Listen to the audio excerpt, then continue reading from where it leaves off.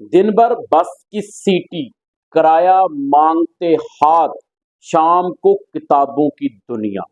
یہ کہانی ہے ایک بس کنڈکٹر کی جس نے خود کو تعلیم سے ایسا بدلا کہ آج پروفیسر بن گیا۔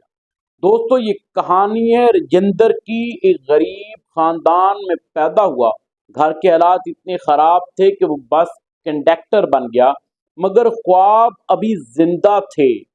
دن بھر ڈیوٹی کے بعد وہ یونیورسٹی جاتا، پڑھتا، امتحان دیتا، نیت، قربانی، تھکن نظر انداز۔ پھر ایک دن وہی لڑکا جسے لوگ کنڈکٹر کہتے تھے، یونیورسٹی کا لیکچرار بن گیا۔ آج وہ نوجوانوں کو پڑھاتا ہے اور غربت کو مات دے چکا ہے۔ دوستو، یاد رکھیں کہ اصل استاد وہ ہے جو خود سبق سیکھتا ہے۔ آپ کی زندگی میں بھی وہ موڑ آ سکتا ہے اگر آپ ہار نہ مانیں۔